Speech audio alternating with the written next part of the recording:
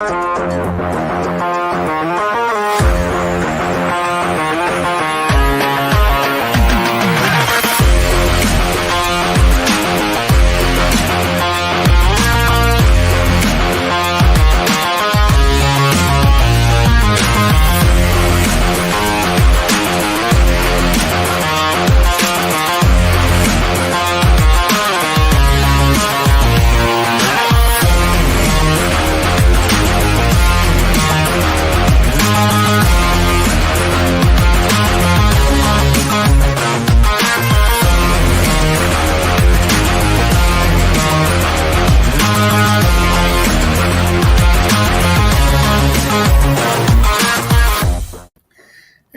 hello, everyone. Greg here with the conversation, and we are here with Sebastien de Castell, who is a great author, and I think 12 or 13 books out already.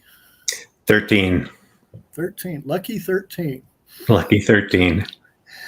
But you definitely have a few more that are coming out. And can you explain a little bit about these books and what may have inspired you to start writing them? Sure, yeah. So for people who don't know me, I'm a Canadian fantasy author. I'm mostly known for two pretty big series. One's called The Greatcoats, which is an adult swashbuckling fantasy series. It used to be, described as the Three Musketeers meets Game of Thrones. And I'm also the author of a series called SPELLSLINGER, which is a young adult magical fantasy series set in a kind of a weird, mystical Wild West kind of setting. So I've had 4 books in The Greatcoats, and then 6 books in SPELLSLINGER, and then 2 more books, one of which is just out now called Way of the Argosy, that are spin-offs from that series. And Way of the Argosy is about a young woman on the run from a cabal of war mages who's trying desperately to survive and meets a strange wandering philosopher gambler who sort of tries to show her a different way of getting through the world. But the price of learning how to do what this guy does might be kind of more than she wants to pay. And that's kind of usually what drives me predominantly with stories is I'm always looking for something like what's a difficult choice for someone to make. And then how do I take that difficult choice and how do I kind of explode that outwards into a fantasy sort of setting when I'm writing fantasy? How do I take conflicts that seem like very simple conflicts to us in our own lives, but then give them, what you might call the magic or the fantasy treatment, where you kind of pull out that problem into something bigger. So a really good example, the SPELLSLINGER series is about a young man named Kellen, who's just turning 16. He's part of a very magical culture. His parents are very famous mages. His younger sister is the most promising mage of their generation. And magic kind of means everything to Kellen. And just as he's coming up to his mage's trials, his own magic starts to disappear. And he starts kind of faking his way, like he figures out these clever tricks to make it seem like he's still able to do magic, but he ultimately has to deal with the fact that he's not going to be the person he always thought he was going to be. And so what is he going to be if he has to be something else? And that for me very much mirrored, there's a moment when I was turning 16, and I think a lot of people have had this moment where it was just before school was starting. I was in often in school there's a long hallway, lined with lockers. Mm-hmm. Everybody's running in, and the first bell starts to go. So standing at my locker, I'm opening the locker, and everybody's kind of rushing into the school. And I just had this moment where I was looking around and I thought, I'm not the smartest person in my school. Like, I'm not the strongest person in my school. I'm not the most athletic. I'm certainly not the best looking. And I don't have, I don't even have the best personality. Like I had nothing. Like there was nothing that made me special. And I remember going to my family at the time, and I was very blessed in this sense, because often what happens when you tell your family when you're a kid, I feel like I'm not special. They'll say, "Oh no, you are special. You're the most special boy." But no, mine sort of said, "Yeah, you're right. You're not really particularly special. Like, there's nothing particularly special about you. So what are you going to do about it? And that kind of forced me to think, you know what? Special isn't something you're born with.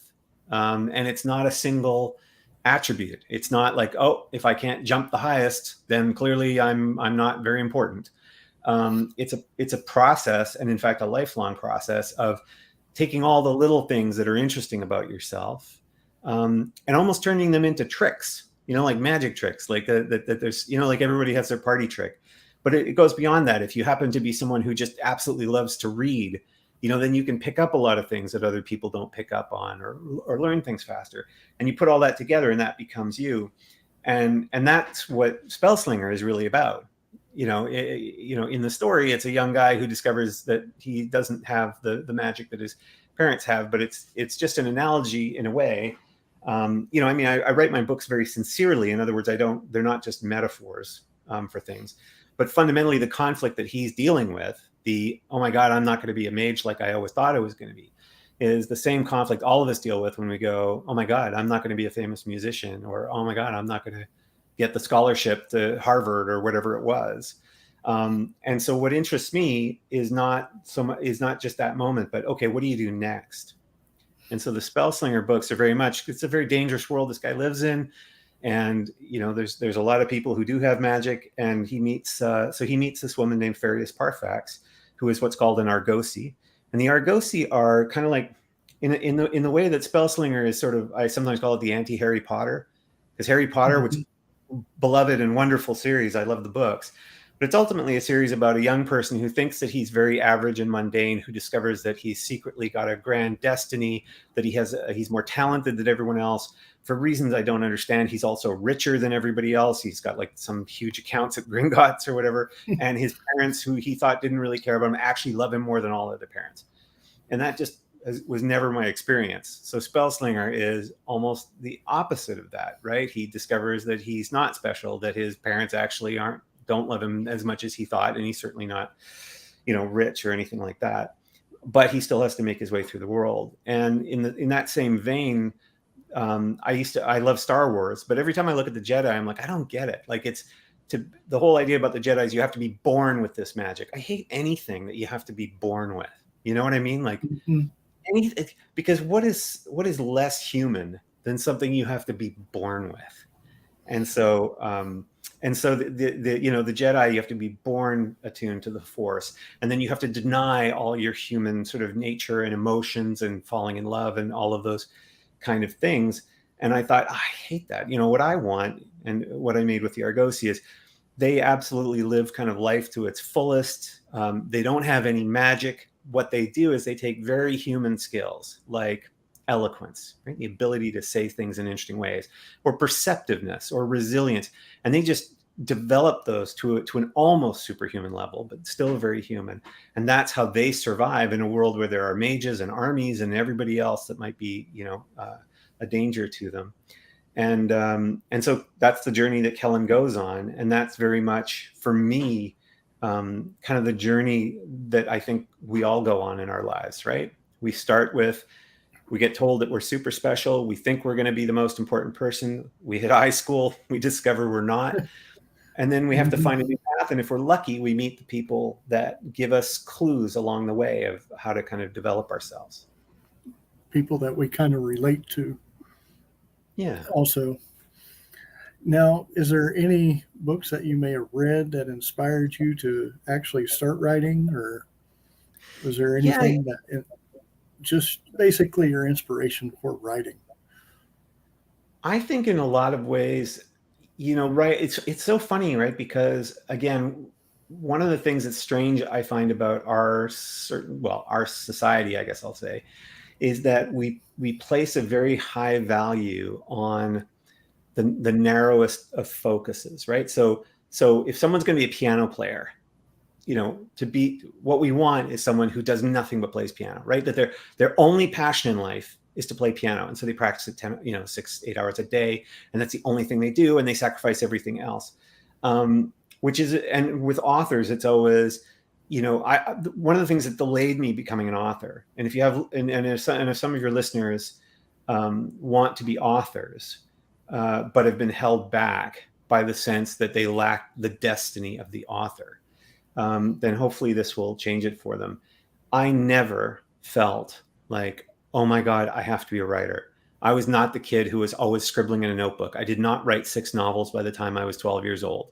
I just didn't write very much. I sometimes like to read. I wasn't even a great reader. But at a certain point in my life, I just felt like I sort of had some stories I kind of wanted to tell. And then I thought, you know what, if I'm going to do something, let me take it all the way. Right. And you make that kind of commitment. I'm going to write a novel. I'm going to write an entire novel. And that first novel for a lot of us isn't the best. But as I always warn people who talk about, I sometimes hear people say, you have to write 1 million words before you write anything that's any good. Or, Brandon Sanderson wrote 13 books before he got one published. And I always sort of say that, that's often true. It doesn't have to be true. In my case, my first novel I wrote was a terrible mystery that will never see the light of day.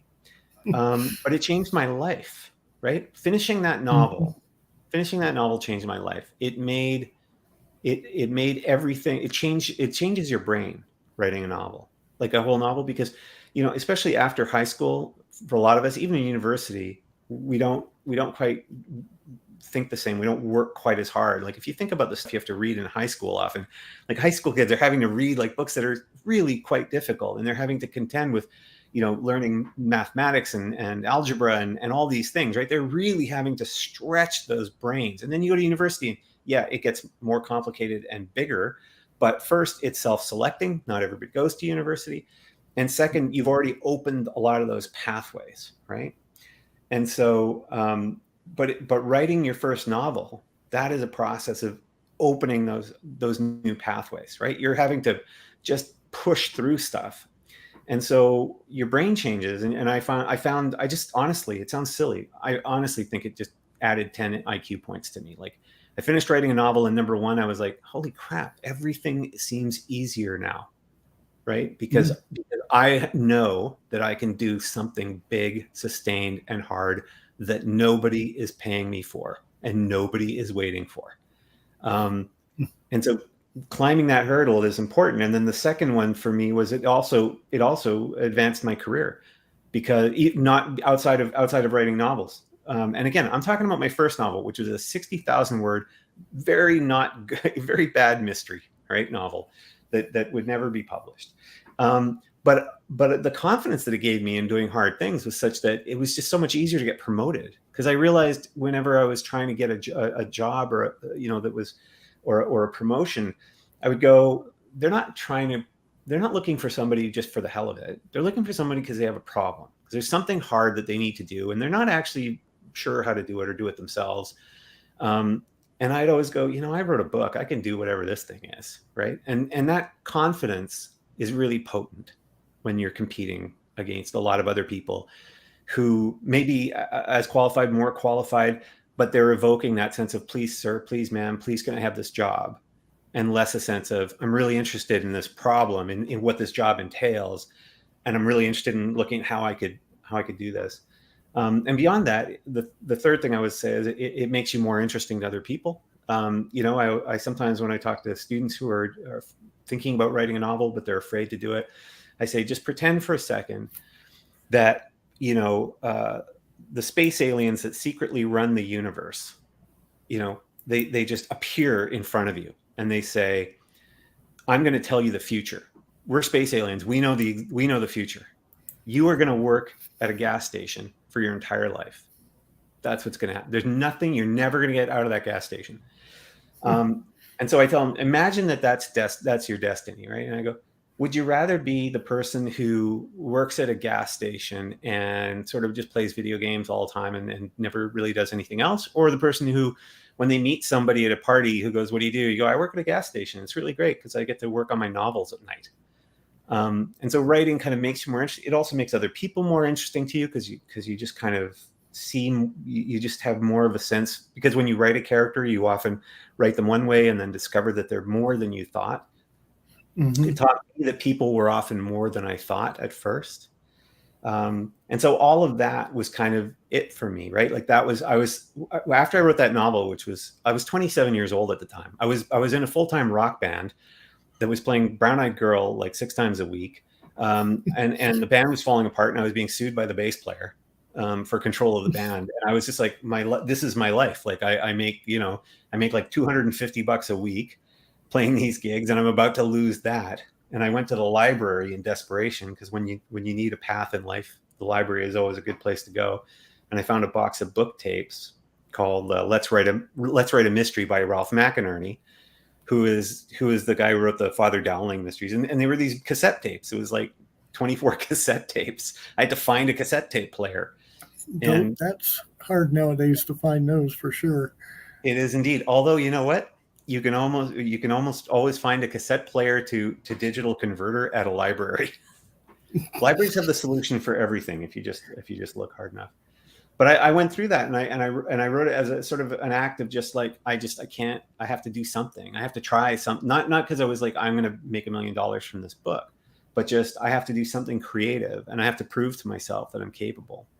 And so, like I say, that kind of changed everything for me. And I didn't try to write another novel for, I don't know, 9 years, until there was a thing called the 3-day writing novel contest that happens every year in September. And at the very last minute, literally the last hour you could register, I went, maybe I should just try it. What the hell? Let's see what happens, And people usually write 10 or 15,000 words across the 2 days. And they start at 12:01, midnight, 1 minute past midnight, and they come with an outline. I had nothing. I went to bed that night. Like, I got up at 7 a.m. and went, what should I write? And I realized that I'd had this story in my mind that I was playing with every time I would go running, because I'm a really terrible runner, but running is so good for you. And so I would tell myself stories when I run to kind of keep myself motivated. And so I started playing with this story, and I swear to God, in those 3 days, I wrote 44,000 words, which is about 176 pages or so. Mm-hmm. I slept better than I almost ever sleep. I had a music gig. I had to play a wedding and figure out how to sing The Lady in Red, which is a nightmare on its own. And at the end of that, I had this very rough manuscript about these 3 swashbuckling traveling magistrates who were down on their luck. And at the time it was called 3 of Traitors. And then I let it sit. And then 6 years later, I decided, you know what, I'm going to revise this. And I did. And it almost tripled in length and became Traitor's Blade, which got me my first 4-book deal with a major publisher, which has been translated into 7 languages, and got me an income to survive on. And that got me my 8-book deal for the Spellslinger series, which was, again, more, and has been translated into more than a dozen languages, which got me my next 4-book deal and my next single book deal, And so it was all from that. Now, one thing that we discussed before we started the show, and this is more for the authors out there, the blurb, which was one of the hardest parts, in my opinion, to write. What's your opinion on that, and how would you describe to make it the best in your thoughts?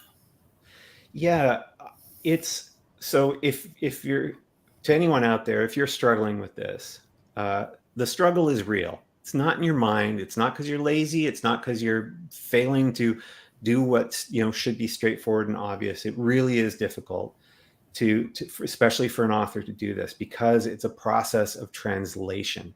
It's not just a process of summarizing. You're not trying to summarize what's in your book.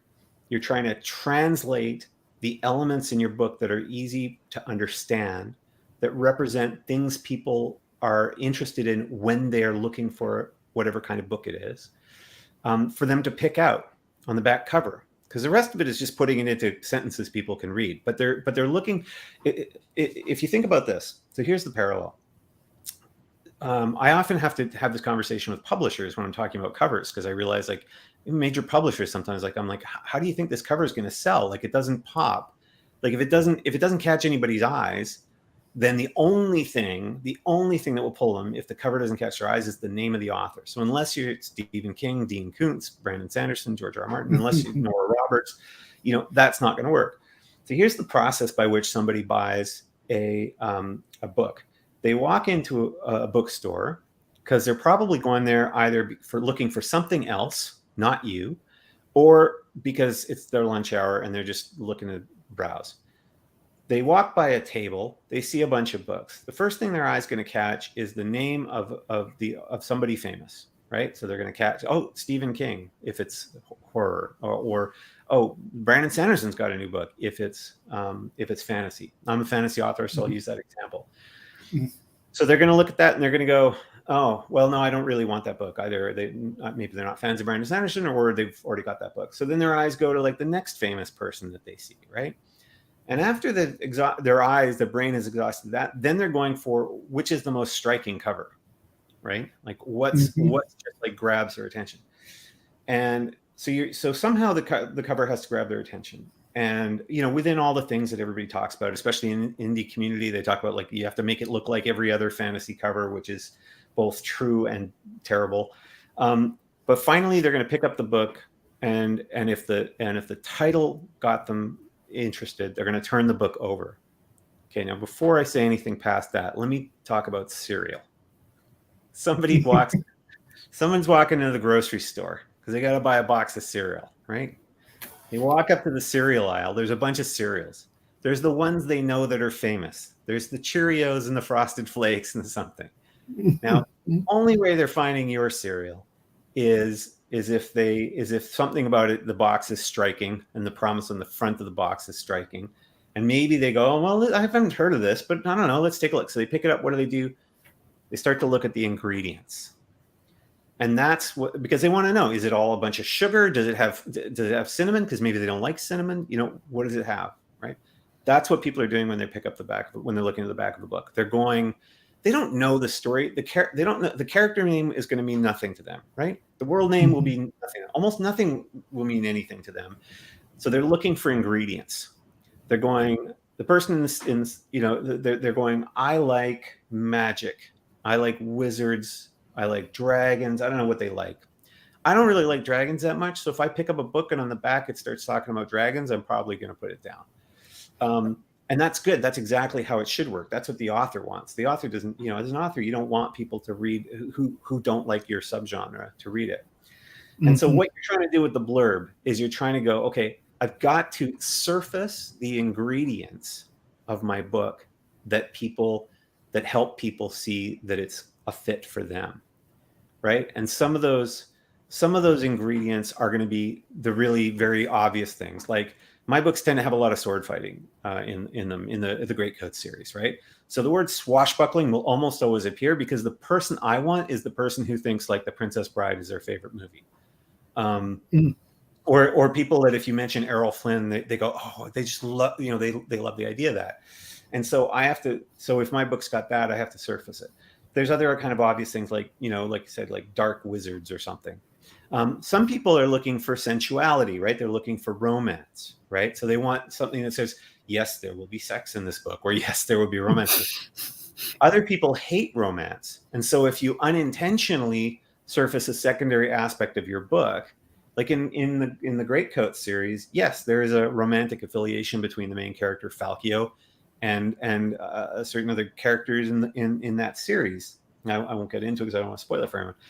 But if I put that on the blurb, then I'm going to do one of two things. I'm either going to pull in people who are going to be tremendously disappointed when they realize it's not actually a fantasy romance, or I'm going to, even worse, push people away who go, oh, I don't want to. I'm not looking for a fantasy romance kind of thing. So it's just, what are those ingredients, and then how do I surface them in a way that people will understand and recognize? And then secondarily, what are the things that aren't so obvious? So it's not swords, it's not magic, it's not dragons. Maybe it's underdogs. I like stories about underdogs. I like stories about. I'm not always a huge fan. I've never written a book from the perspective of a prince, right? Of somebody super rich, or I'm a middle class kid. So I also very rarely write about like the pauper who struggles up, by their own bootstraps and all, because I don't have that experience. But some people love those stories. Some people love kind of rags to riches. Some people love stories that are about that are filled with intrigue. So it's how do I surface those pieces, and that's what the blurb is about. And I will tell you, I don't always do it correctly. But actually, when I published my collection of Great Coat short stories in December, I realized I've given myself such a gift, because there's like 9 stories in the book. So by necessity, it's going to end up feeling like bullet points. And so I realized, so I just go, what's one of the characters, okay, for this story, what makes the character interesting? Well, they're a disgraced swordswoman, or on the run for a crime that they committed. And you're like, super simple, right? And people go, oh, well, that's kind of interesting. I'm interested in looking at that. Or an assassin preparing to commit a crime that she won't forgive herself for. So that's what you're looking for. And every time you're hitting one of those types of sentences, if you will, you're on the right track. And every time you're telling the story, you're falling on the wrong track. So that's kind of the process, right? Definitely. Now, before we do go, is there a place where people can get a signed copy of any of your books? Or yeah, if you go, so my website is decastell.com, so it's DECASTELL.com, and under books you can find signed editions, and you can the way that I do it, there's a bookstore here. It's one of the best. I see animes there. There's a bookstore in Vancouver called White Dwarf Books. It's one of the greatest bookstores in the world. It's one of only 2 fantasy and science fiction bookstores in Canada that's just dedicated to that. And so what I do is they handle taking the orders, and then I go and I sign and dedicate the book, and I don't get a penny for it. I'm just happy to do it for people. They just buy the book and pay the shipping. So there's that. And then if people don't want to have to deal with shipping, they can get book plates from me directly, and I will sign them over and dedicate them if they like. And it's always a joy. And also people can just get in touch with me and say hello from the website. And I always love hearing from readers. Very nice. And everyone, definitely, his website is posted on the page here, the podcast. My mind just went blank for a minute. But anyway, everyone, we will be back at 6 p.m. tonight with New Wave Expo, who will be having their convention in Corpus Christi on October 22nd. And let's find out who they'll have maybe tonight and what they have going on. But until then, everyone, we will talk to you later. Adios.